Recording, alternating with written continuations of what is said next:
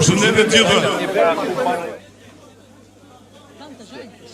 È una zona agricola, intera agricola.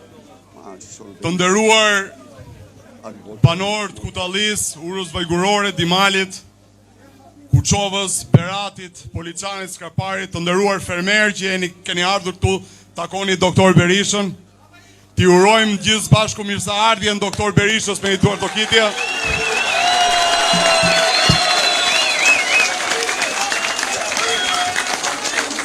Kemi kënaqësinë të kemi dhe zonjën Erika Maceti, eurodeputete e Forca Italias, komisionere në Parlamentin Italian për punët publike, mikeshe e Partisë Demokratike që ka ardhur të na mbështesin këtë fushatën tonë dhe në fitoren tonë 11 maj.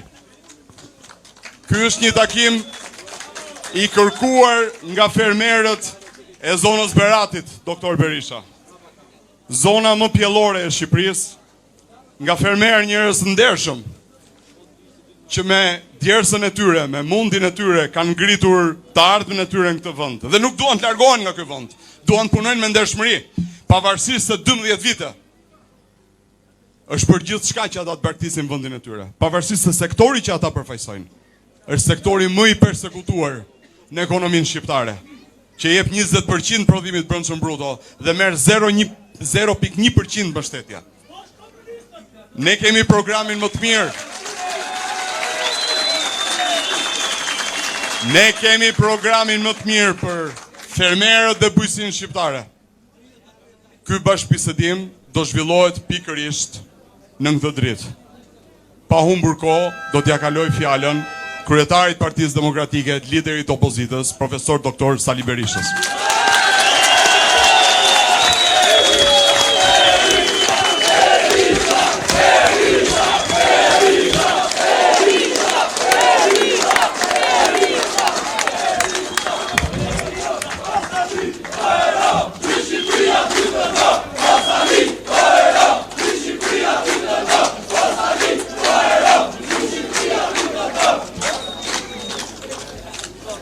Të dashur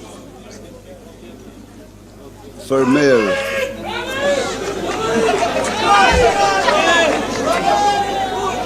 të Kutallisë, Urës, Dimalit, Kuçovës, Beratit dhe mbar Shqipërisë. Ju përshëndes përzemërsisht dhe ju falenderoj shumë për këtë takim, për praninë tuaj në këtë takim.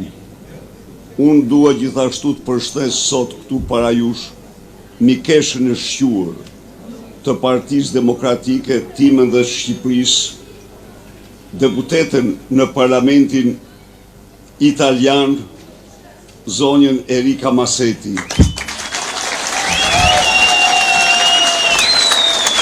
e cila ndodhet këtu sot dhe këto 2 ditë ka ardhur për të mbështetur opozitën shqiptare në këtë fushatë elektorale si dëshmi e lidhjeve të ngushta miqësore që bashkojnë Partinë Demokratike me Partinë Forca Italia, që në kohën e presidentit të pavdekshëm, mikut të madh të shqiptarëve, italianit të madh Silvio Berlusconi.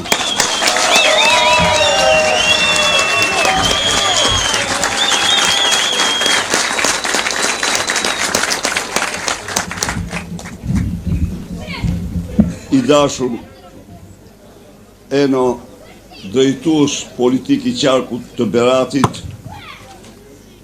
i dashur Gjok, drejtues i departamentit të bujqësisë në Partinë Demokratike, të dashur kryetar të Partisë Demokratike të degëve të këtij qarku, të nderuar dhe dashur kandidat për deputet të Partisë Demokratike dhe koalicionit për Shqipërinë madhështore, të pranishëm në këtë takim që jeni krenaria e koalicionit opozitar, krenaria e popullit opozitar dhe shqiptarve, nesër deputet në parlamentin e vendit.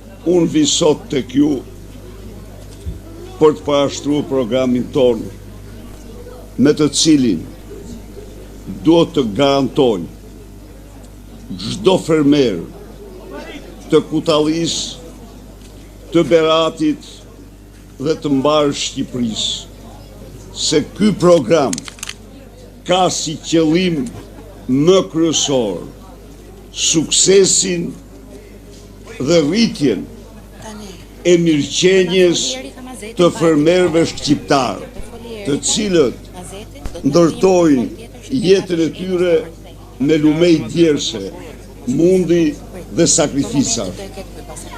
Ju garantoj se do bëjmë gjithçka që kjo djersë, ky mund, to sakrifica të japin më shumë për ju dhe familjet tuaja dhe për vendin. Ky është qëllimi i programit tonë.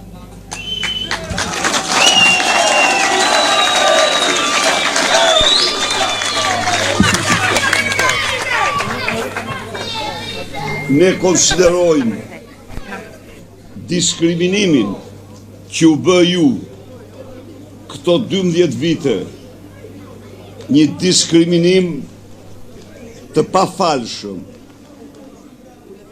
Fermerët, mjafton të them një shifër këtu. Në qoftë se fermerin në Maqedoni, fermerin në Kosovë, në Maltëzi dhe në Serbi, merë sot 5 herë më shumë se ju subvencione, ky është një diskriminim dhe ndëshkim për ju. Po pse është ndëshkim për ju? Sepse hapja e tregut ju bën të pamundur ju të konkuroni me ata që subvencionohen 5 herë më shumë se ju. Cili është? Shpesh nofta më keni ndëgjuar të them se në këtë program akti i parë që do bëjmë ne do ja u kthejmë parat qytetarëve. Dhe kjo nuk është një slogan, ja u jap ju them me sinqeritet më të madh. Ky është një realitet, po pse mor zotëri? Nga 380.000 fermer, shteti merr taksën e vlerës shtuar në çdo blerje që ata bëjnë. Paguaj 20%. Në 380.000 fermer që japin 19% të prodhimit të brendshëm të vendit, që punsojnë rreth 500.000 shqiptar, buxheti i shtetit, miq të dashur, ka lënë këtë vit për fermerin, pa llogaritur ato të administraci marrën rroga, 32 milion euro. Shuma më qesharake, më turpshme, 32 milion euro, subvencion për të gjitha për ju. Në një kohë kur Maqedonia e ka 220 milion euro, Kosova e ka 4-5 herë më të madhë se sa ne, Serbia 7-8 herë më të lartë. Çfarë do bëjmë ne? Ne do kthejmë parat, mor zotëri, se parat i marrën nga ju. Ne nga 32 do kalojmë në 230 milion, me të cilat do të subvencionojmë çdo fidan që të mbillni, çdo kokë bagti që të mbani, çdo njësi prodhimi që të bëni. Kjo do jetë zotimi ynë solemn për ju. Dhe jo vetëm kaq. pensionet të fshat, 100 ditë të para, fshati shqiptar nuk do ketë pension ndën 200 euro.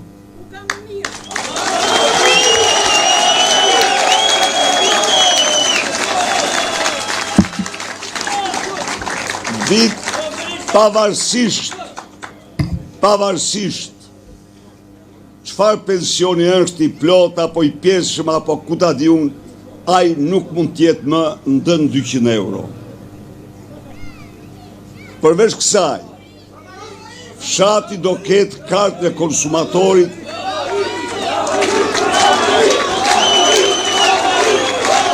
me të cilin do të rikthehen të vëshëja një seri produktës që ai blen. Do hiqet çdo kriter se ke një lop apo ke 10 lop. 1 apo 10 do shpërblesh për kokë. Ai që ka 1 do subvencionohet për 1, ai që ka 10 vjet. Do hiqet kriteri për hektar. Ai që ka një dynym do subvencionohet për një dynym. Ai që ka 10 hektar do subvencionohet për 10 hektar.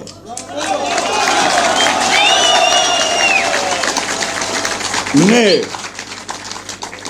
ju garantoj që ne do bëjmë një mbështetje shumë të fuqishme për fshatin, sepse potenciali i fshatit është shumë i madh për prodhimin dhe vullneti i fermerëve është i hekurt për të prodhuar. Ne do mbrojmë prodhimet tuaja. Ballkani hapur hudhet në kosht plera javën e parë. Nuk ekziston.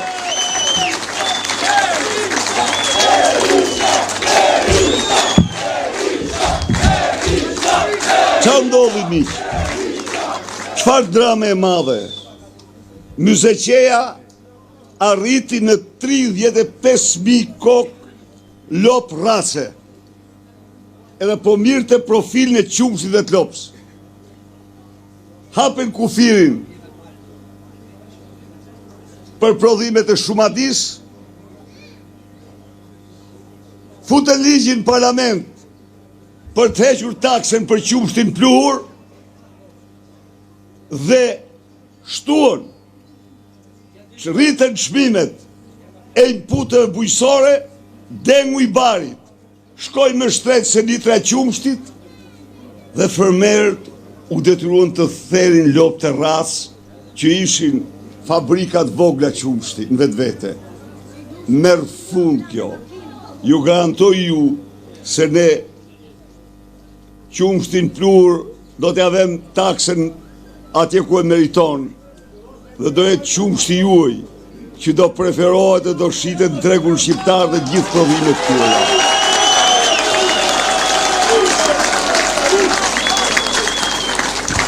Ju keni probleme të mëdha me grumullimin dhe ka padrejtësi të mëdha.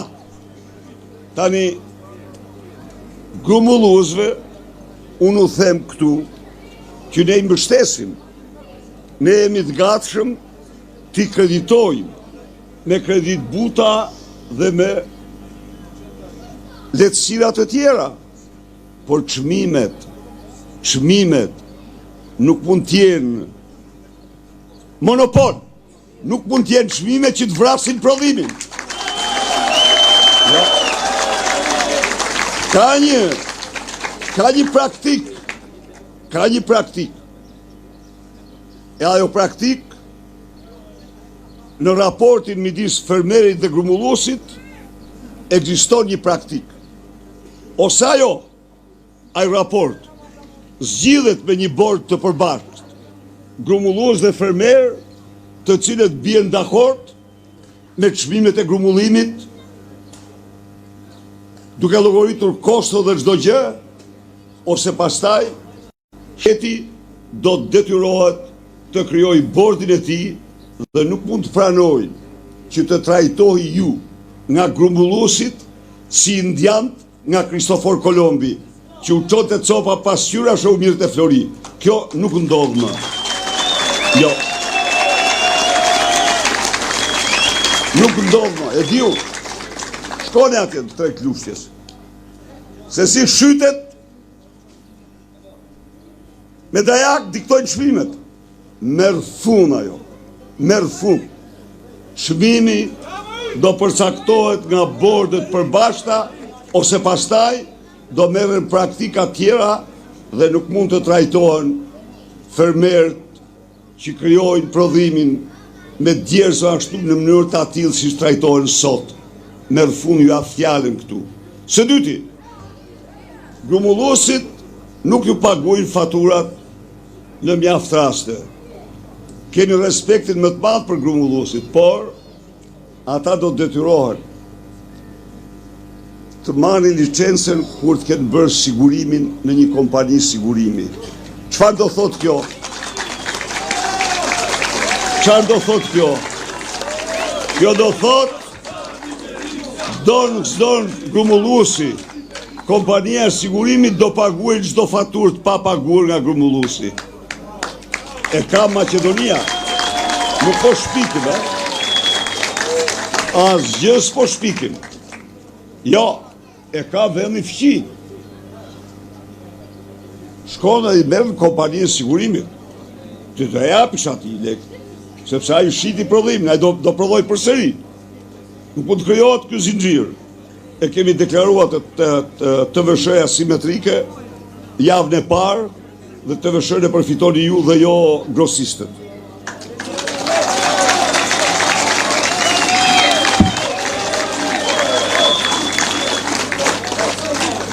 Nafta për të gjithë popullatën, së pari do ulet çmimi për gjithë popullatën, sepse sot qeveria për litër nafte merr 1.1 euro. Nuk ka qeveri në botë që të merr kaq shumë për naftën, sa që merr qeveria e Edi Ramës. Jo. Ne do të vendosim atë barë fiskale mbi naftën që ka Kosova dhe Maqedonia. Imagjinoni ku jemi edhe. Tani duhet të marrim shembull nga vendet përreth, sepse këtu është bërë, mos e pyet si është bërë. Pra do vendosim atë ngarkesë fiskale që kanë ata. Prandaj ata e kanë naftën 40% më lirë se Shqipëria, 50% më lirë. Pastaj nafta fermerëve do të ushitet me koston e saj. Aq sa ja u jep Edi Rama, keni marrë vesh ju, miliardierët vinë dhe marrin në port 1 miliard litra me jahtin e tyre dhe shtroj një drek për kryeministrin. Janë të mirë se ardhur, pa ajo ndërpritet. Ato miliona litra do jo japim bujqve fermerëve tane. Po.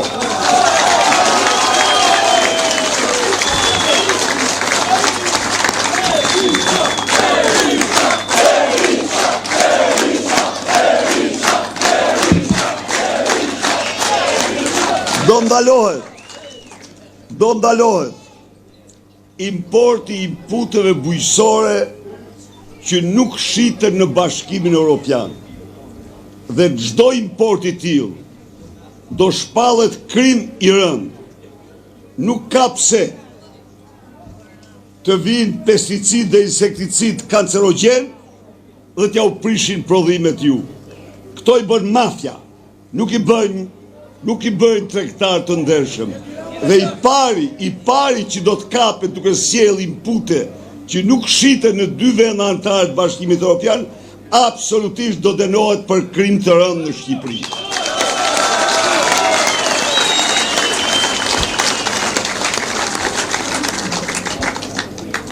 Të dashur miq, ju jeni dëshmitar që ne në 2006-2013 investuam shumë në infrastrukturën e fshatrave dhe sigurisht nuk e kompletuam atë. Por ne kishim një zotim dhe një parim dhe e kemi përsëri. Çdo fshat duhet të ketë infrastrukturën e lagjeve të qytetit. Çfarë duhet të them me këtë?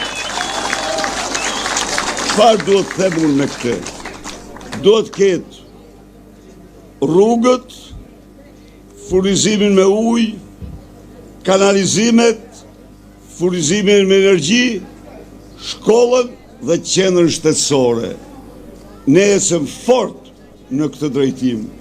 Ne në ato vite rindërtuam ose ndërtuam mbi 8.800 kilometra rrugë në fshatra në zonat rurale. Mbetën dhe 3-4.000 të tjera. Edhe ato do i plotësojmë dhe nuk do ketë fshat pa rrugë të njëjta me lagjet e qyteteve.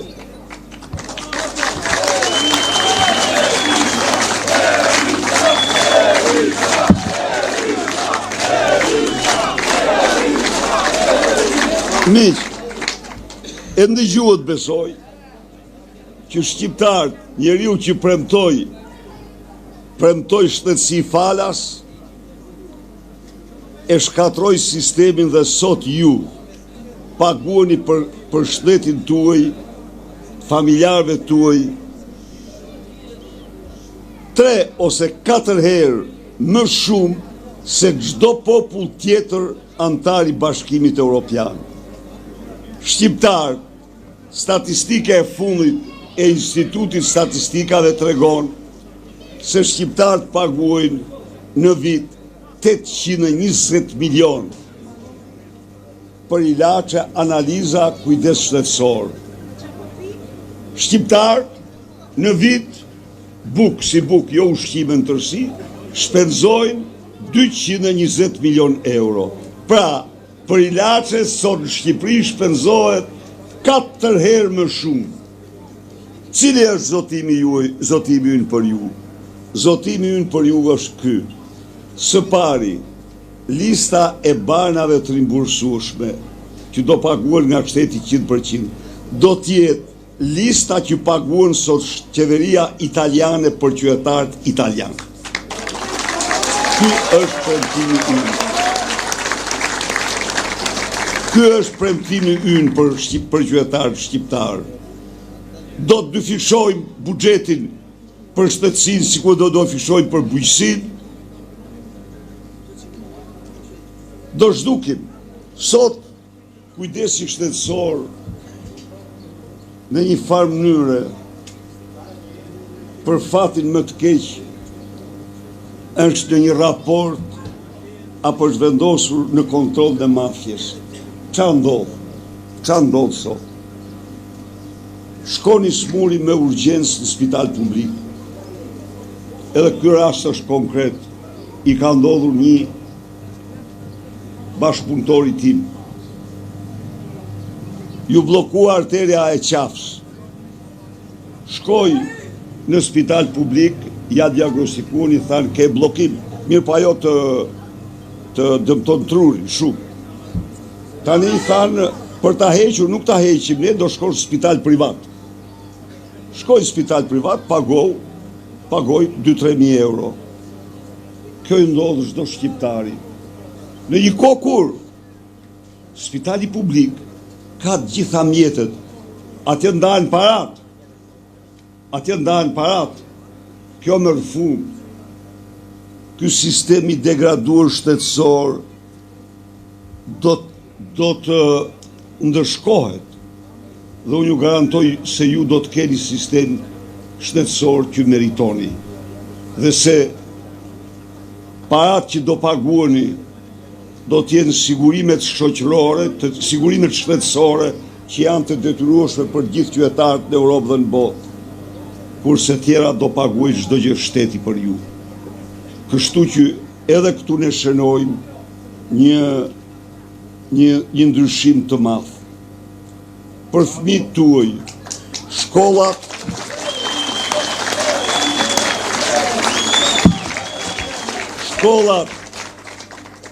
do modernizohen.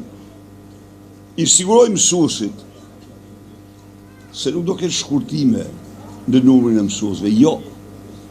Ajo që do ndodh, do ketë zvoglime të numrit të nxënësve në klasa. Nuk do ketë klasa me 32 nxënës, klasa do zbresin me 20 nxënës, 25 nxënës. Mësuesit do ketë rrogën 1.500 euro minimumi. Pra, nuk do ketë mesatare për shku në universitet për gjimnazistët. Pas marrimit universitetit, qeveria do të subvencionoj, do të paguaj sigurimet shoqërore për ata që marrin në punë të rritë. Sikundër do garantoj grante. Pra, miq, ky është programi ynë, që krijon një mundësi të re për çdo qytetar dhe u kthen parat atyre. Mund të flas 2 ditë rresht pa ndërprerje për vjedhjet dhe abuzimet e Edi Rams dhe ministrave të tij, që shkojnë në shkallën më ekstreme. Po kthejmë nga një kongres, po ja u thash dhe mram qytetarëve, kur unë u tregoja se për djegësin e Tiranës janë dhënë 130 milion euro dhe djegësi nuk ekziston prej 6 vitesh as një tull. Ju them të vërtetën, ata që më dëgjonin nuk e besonin. Dhe detyrohesha t'ja u ktheja 2 dhe 3 herë dhe t'u shpjegoja sa ai nuk ekziston. Po ja që ndodh në Shqipëri, ndodh që s'ndodh askund në botë. Ndaj dhe 11 maj është një ditë të ndahemi me këtë të keqe të madhe. Është një ditë të votojmë për veten tonë.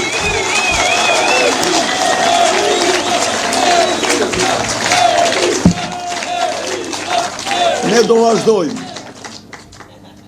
subvencionet tona për çdo fidan, si të thash. Ne patëm projekt në ullirit të arrorve dhe u siguroj se nuk do mbetet kodër pa u mbjell me ulli, lajthi ose vreshta në gjithë Shqipërinë. Shqipëria mund tjetë vendi i prodhimit të frutave më të mrekullueshme dhe në sasirat më të mëdha.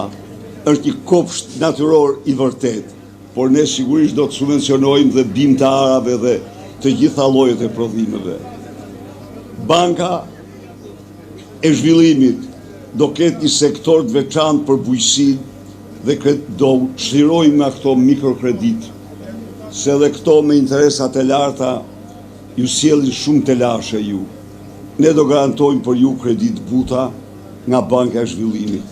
Pastaj ju do ndërtoni jetën tuaj, të rinjt do punojnë, fermat do të ecin dhe Shqipëria do bëhet më e mkamur, më e pasur dhe ju më të pasur. Faleminderit. Votar numrin!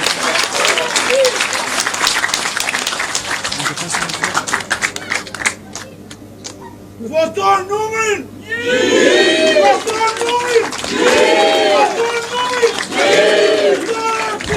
Fitore!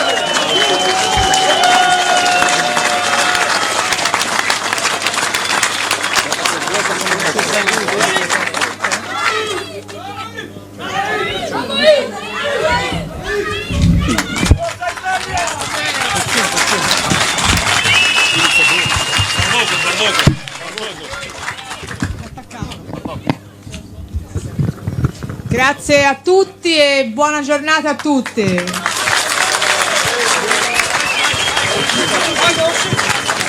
Grazie di essere così tanti per una grande persona come è Berisha.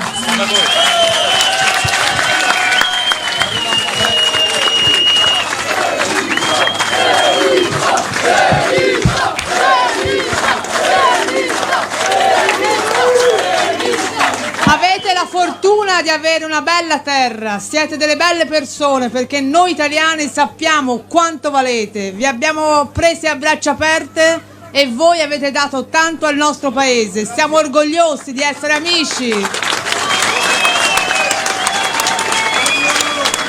C'è una profonda amicizia fra l'Italia e l'Albania,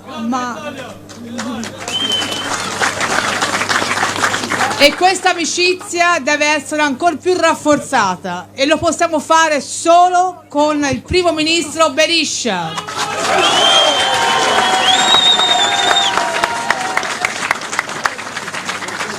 E questo ora sta a tutti voi, spetta a voi, domenica 11 andare a votare, portare persone a votare per cambiare il vostro destino.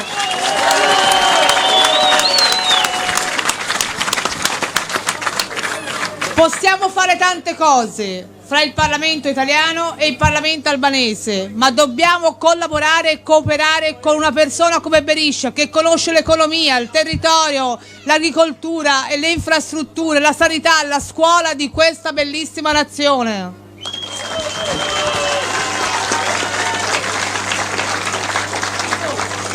L'Italia non va mai abbandonato e mai vi abbandonerà, e anche questa volta sono certa che faremo grandi cose insieme.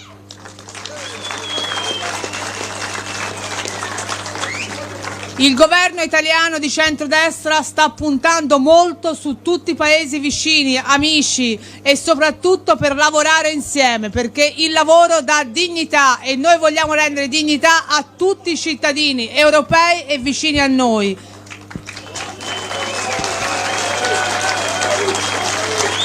E noi vi aspettiamo nella grande famiglia del Partito Popolare Europeo, lì dove facciamo le cose insieme, possiamo costruire un futuro insieme e possiamo avere tutti un mondo migliore, perché noi vogliamo il benessere di tutti, la dignità di tutti e che tutti lavorino e possano guadagnare bene. E anche la salute è importante, la salute per tutti i cittadini.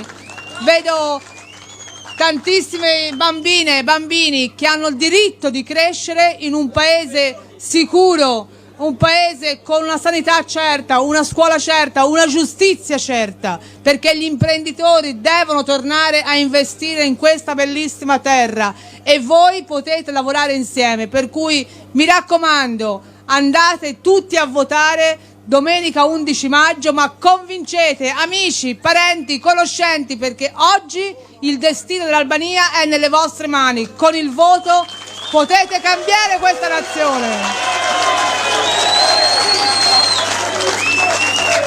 E io tornerò qua con voi a festeggiare e a fare un programma insieme Italia-Albania, come ai tempi di Silvio Berlusconi. Grazie.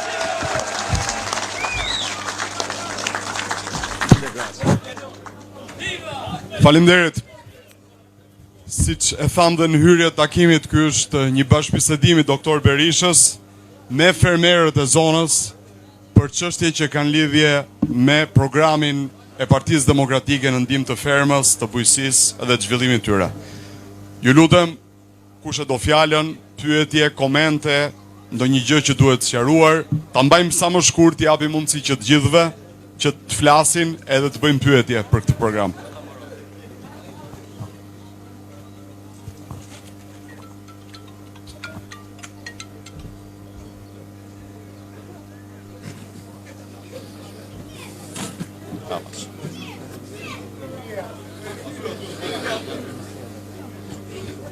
Zë Salim mi sërë dhe në zonë tonë.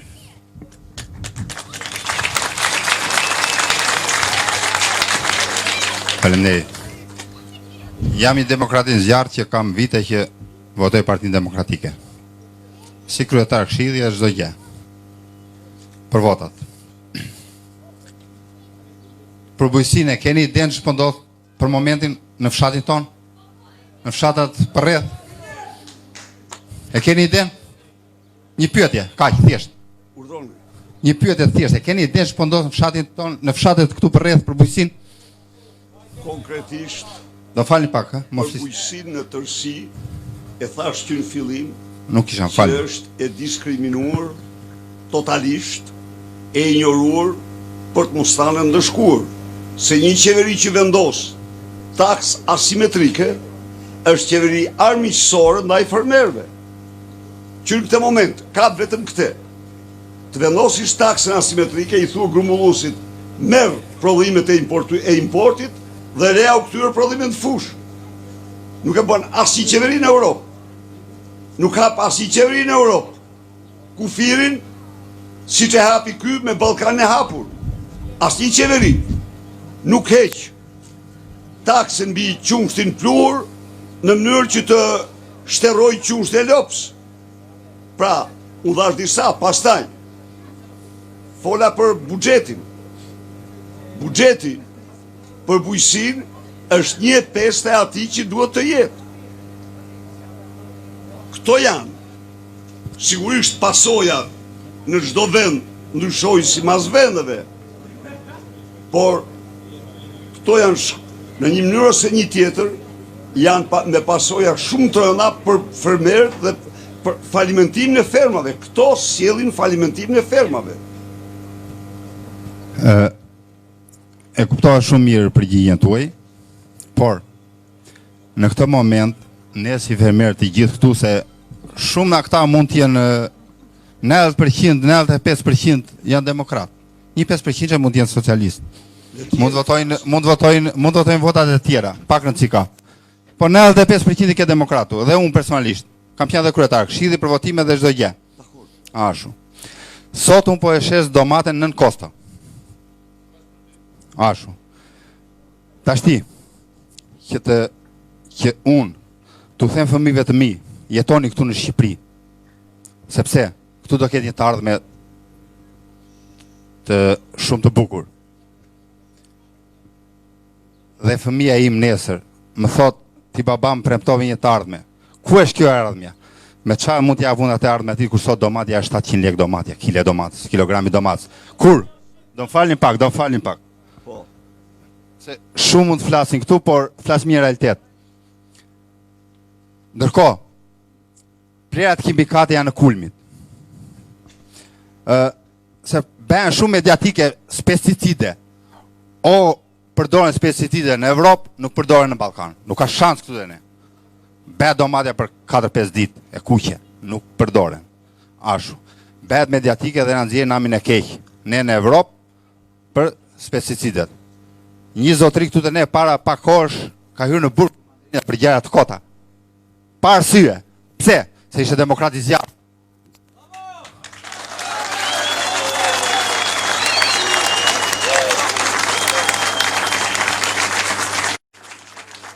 Dhe ai zotëria që është i gjatë atje e ka futur vetëm se ka kaloj 11 maj. Se është i sigurt ai do dali, sepse të ka asnjë faj. Dhe ka futur vetëm për mos të marrë votat e tuaja. Atë zotrin. Dhe ne nuk mund ta lejojmë këtë gjë. Veç asaj. Nuk ka asnjë faj robi botës të rrinë në kot në burg para burgim pa asnjë arsye. Sepse nuk ekzistojnë pesticide këtu në zonën tonë.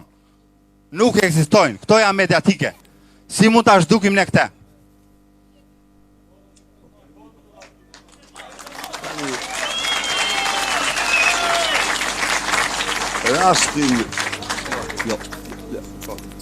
Rasti konkret do shifet. Por ne jo vetëm për bujqësinë, po dhe për njerëzit, për fatin më të keq, lejojmë importin e ilaçeve që nuk shiten në Bashkimin Evropian. E ndryshuan ligjin këta. Ne kishim një ligj. Asnjë ilaç nuk shitej në Shqipëri që nuk shitej në 2 vende anëtare të Bashkimit Evropian. Pse kishim këtë ligj ne? Këtë ligj e kishim sepse kërkohet analizë laboratorike me përgjegjësi të madhe. Enti Evropian i vlerësimit të ilaçeve, i analizave, është enti më serioz në Europë.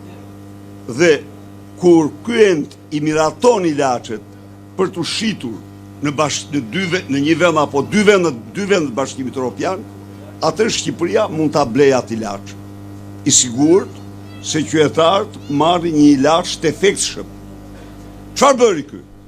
Sa erdhi në pushtet në ndërmjetësimin e Vilmanushit, ndryshoi pikërisht këtë ligj. Tani, këtë ligj ne do e vendosim dhe për inputet bujqësore. Pse? Unë nuk po dyshoj në atë që thua, vërtet këtu mund të vinë vetëm inpute që shiten në vendet anëtare të Bashkimit Evropian. Por inpute bujqësore, insekticid dhe pesticid prodhohen nga 10 vendet të tjera. Pra, në qoftë se ky pesticid, ky insekticid, është i miratuar nga enti europian i përdorimit të tyre në vendet europiane, do përdoret në Shqipëri. Ky është qëndrimi ynë. Por gjë ndodhi ama. Shi çfarë ndodhi? Them unë ty. Ballkani i hapur filloi kur shoh unë eksporti kryesor i Shqipërisë në Serbi ishin inpute bujqësore që Shqipëria s'prodhon as 1 kilogram, që i kishin sjell depozituar këtu dhe tani i transferonin në vende tjera. Do të them që qoftë farmacia e BIMS, farmacia e njeriut, farmacia e kafshëve, duhet të jetë kontrolluar në mënyrë që të mos cenoj shtetin as kërkujt. Për rastin konkret, ai do shqyrtohet, e besoj atë që thua që është demokrat dhe këta bëjnë luftë klasash, nuk kam asnjë dyshim. Nuk dyshoj fare ato që këta bëjnë luftë klasash.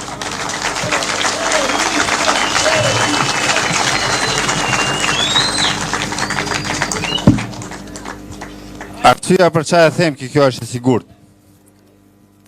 E dini shumë mirë me ç'është ndodhi me salmonelën. Të mishin e pulave që hyrin në... Po. Ashtu. Imagjino, dhe sot e kësaj dite nuk kemi asnjë të akuzuar për salmonelën që hyri. Kemi asnjë të akuzuar sot e kësaj dite. Asnjë të akuzuar. Sepse është socialist, është deputet. A shikove demokratët? A e morë vesh. Salmonella, edhe një minutë. Nga salmonella u smur dhe Edi Rama. Pikërisht. Në spital, prit tani. Ju lutëm, jo është e vërtet. Prisni, shkojnë në spital dhe tani i turpruar nga mjekët, u thot mjekëve, e kam nga breshka, se marrë 2 breshka në shtëpi për arsye tjera, shtetësore i marrë, okej. E kam nga breshka, e kish nga salmonellat e vulletit, vulletësinës. Po, ajo dje se kush i tregtoj ato? Kush e ka atë, si që taj dyqanit e hipermarketa? Big market, po. Ato i shqitën. Po, vulletin e ka ashtuaj, e ka sponsorizues. Për momentin nuk ka njëri të akuzuar. Asnjë s'ka të Për të akuzuar. çështje. Po, sigurisht. Tashti, për disa manderi që ishin të cilësuara, të kontrolluara, dhe çdo gjë që nuk ka shans të hyjë këtu sot, është një njeri akuzuar dhe bën paraburgim pa faj. Sepse ishte demokrat. Demokracia doj. Mirë shumë.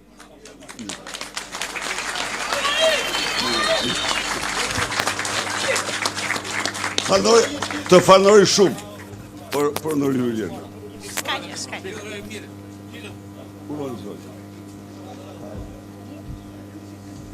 Këtu dhe mirë shumë.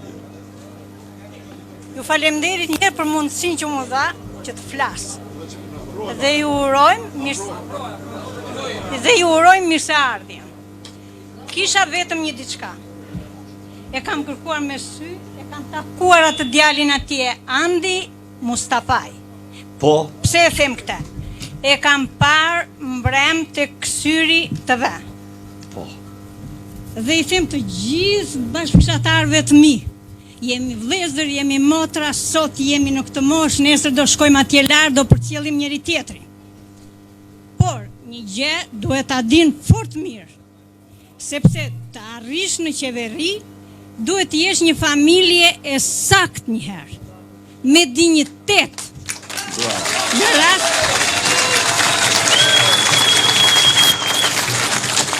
problematika ka pa fund, si që thanë ata që folën para meje. Por, në rast se familja do ta mësoj fëmijën me një edukat shembullore. Unë jam gjyshe. Në qoftë se unë nipi do t'i them që ti, nena është e keqe, unë t'i them këte, ai do ta hedhin kanal të nenën.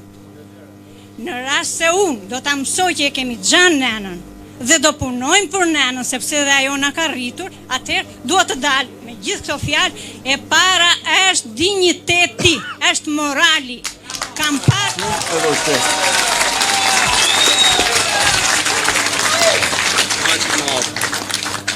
Unë jam e persekutuar nga prindrit.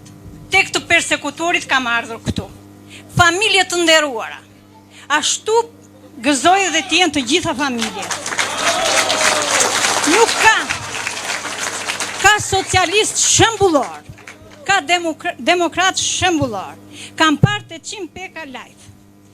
Zegjinet. Ajo ta gëzoj emrin, ajo le të jetë e mirë. Por çfarë përçon ajo tek rinia jon? Çfarë përçon? I thërriste, hajde ti të ham qik që ngren të dheu atë. Qa do hante, more, qa do hante me gaz bardhë. Po krahasoj veten më me Jozafinë Topallin. Po krahasoj veten me ato që ishin të ftuar atje, që ishte një vajzë e re, Andi Ullirja, po, ishte Erdit Harxhi, duket njeriu nga familja. Dhe në qoftë se familja është e saktë, qeveria do t'jetë e saktë dhe do ta menaxhoj mirë. Qysh do ta menaxhoj? Unë jam gjyshe. Dhe e di se ku më pikon pika, për shembull, ky fëmijë sot ka nevojë për këtë dhe do plotësoj këtë nevojë. Dhe qeveria ka nevojë bujqësia te bujqësia, ka nevojë te pleqëria, se pleqëria pruri këtë rini o Derman. Po kush e pruri këtë rini? Po pleqëria, more, pleqëria e pruri. Prandaj investote pleqëria që të mësoj rinia në çapat, jo do ta bëj qeverin të tërë të re. Ja e bere, mërë, për qa kulture ka ajo, mërë. Zegjeni, ajo tjetra. Uj, për piftë dhe ajo e Vlorës. Ja, dhe një sekund. Edhe i thoshte që, qa doni ju henën të zbresun? Jo henën, jo henën. Respekti për baban, për nenën, për të gjithë. Moj të ngrën dheu. Edhe një fjallë. Ndërsa Ballukja, paguante 10 milion për të larë makinën. E ka 10 milion edhe kujtja paguante ministrit të bërgjëm. Dhe kush e lante? E lante Enver Hoxha. E lante makinën e Ballukës. Djeri laçe të kontrolluara, moj, që ky pensionist të rrojnë dhe 5 ditë, se tërë të mali do vem. Po të vem kur të na vi, jo të na smuru shti. Kaq, ju falenderoj. Ju falenderoj të gjithë. Vetëm dy gjëra. Zonja shtroj dy gjëra themelore. Në programin ton, vlerë kryesore dhe sublime është familja. Është digniteti, është vendi. Familja shqiptare njohu këto vite. Do të thosha dram të vërtet në dy aspekte. E para nga varfria, sot të paktën një në dy familje shqiptare nuk i kanë njerëz të tyre në sofër, po i kanë jashtë vendi. Dhe i kanë jashtë vendi sepse s'kishte mundësi të jetonin me ato që mirnin. Së dyti, Edi Rama futi në shkolla, në tekste, mësimet e shkatrimit familjes. Në Tiranë, në kopshte, filluan të thonë fëmijëve, mos thoni nën dhe baba, por prindi 1 dhe prindi 2. Janë të vërteta. Në parlament, sollën ligjin, po e bllokuam, të krijimit të fermave për të lindur gratë fëmijë të askujt. Këta shkuan jashtë çdo lloji kufiri në shpërbërjen. Shikoni çfarë bën tani. Shikoni çfarë bën. Bën fushat vetëm me zonja dhe zonjushe që i merë me detyrim se janë punojse, janë në punëse. I merë. Dhe cilja është bisede e ti? Se ju jeni më të mira se burrat i keni qyryk, se po t'ikni ju një muaj, i gjeni burrat me bisht, një fjalor ordineri, një fjalor i njeriu hokatar banal, i cili bën gjithë qka për të hequr vëmendjen, faktin se ato nëna, motra, gra i kanë gjysmë në familjes të larguar jashtë vendit, për të hequr vëmendjen djetha i shkau 75% e forcës punëtore në Shqipëri janë gra. Po pse për këte ky që nga emancipim, ky është shfrytëzim, mor zotëri. Ky është shfrytëzim. 75%, po ati pse janë nga 75%, se s'ka burra, ka nik burrat. Ky është gjithë problemi, a më thonë. Edhe ky raf gjoksin. Po, kombi ka simetri, dhe kur janë sa burra dhe gra, se nuk janë gratë në punë dhe burrat po bëjnë punë të shtëpisë. Jo, nuk është të vërtet. Burrat po bëjnë punë të botës në dhenat tjera. Edhe ky rrif të gjoksin. Ja, thoshte, ne jemi vendi me 75% gra të forcës punës. Cila gruën botë do të donë të një raport të tillë në vend e vetë? Qarë është kjo, më tha, po jo? Por, gjdo nën, gjdo gruë, gjdo motër, ka një rast të artë me 11 maj për t'i dhamë ndërshkimin këti armiku të familjes, këti njeriu që s'ka vlera.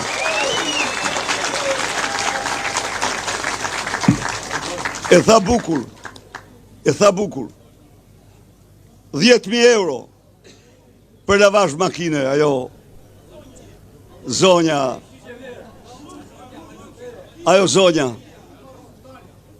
që vetëm njeris, çfarë mund t'i thuash? Dhe ku? Tek lavazhi i mamas së ministrit të brendshëm.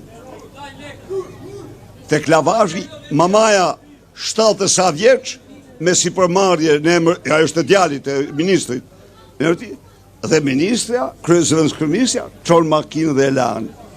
Këta janë hajdut ordiner që nuk ndalen, aq sa vjedhin 130 milion, aq duan të vjedhin edhe 10 milion, edhe 3 milion, edhe 1 milion.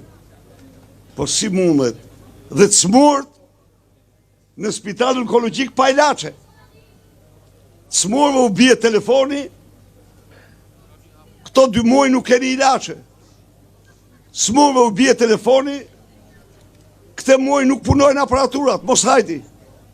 Rrinin në mshirë të smundjes, edhe kuptojnë çka smundje. Se do laj kjo makinën me 10.000 euro, se do pja i tjetëri verën me 33.000 euro, se do vidhen 130 milion, 812.000 pensione baj 130 milion euro. Ndaj dhe 11 maj është dita në të cilën çdo qytetar do të bëj drejtësi për vetë me votën e tij. Ju falenderoj. Vetëm një ndërhyrje.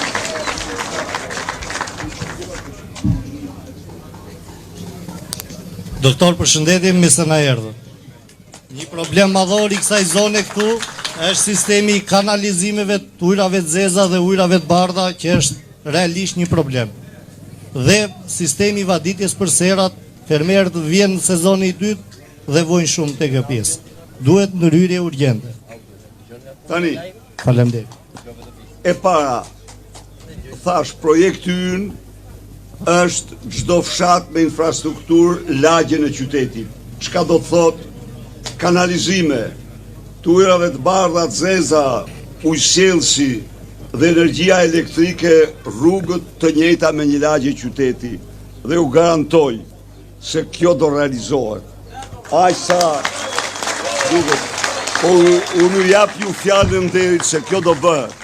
Po ne nuk ndërtojmë rrugë me çmimet 10 fishtat krahasuar me çmimet që ndërton Europa.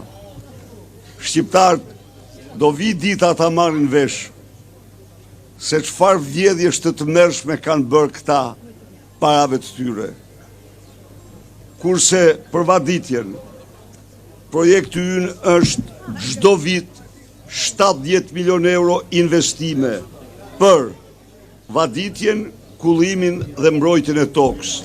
Rezervuari Goriçanit do vihet në funksion, ju garantoj, me përparësi absolute. A e dini ju? Shkoni këta që vinë bëjnë fushat të kju, këta qarë janë këta? Aty duen vetëm 150.000 euro panele djellore që të punoj i gjithë sistemi dhe ju të vadisi, dhe për 150.000 euro lanë thasirën këtu. 35 fshatrave në Vlorë shkojnë t'ja u marrin lumin, t'i shtojnë në shkretir. Nuk kanë këta asnjë sens për fshatin, po ju siguroj se tek Partia Demokratike keni aleatin më të mirë dhe do ndryshohet me shpejtësi gjendja në fshatin shqiptar.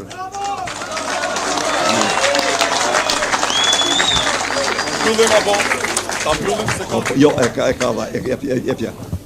jepja pak ati zotërisht. Po, hajde, urdhro. Pa tjetër. Përshëndetje, misër dhe doktor profesor Sali Berisha. Tani unë jam në zonën e Dimalit, në fshatin Banajt.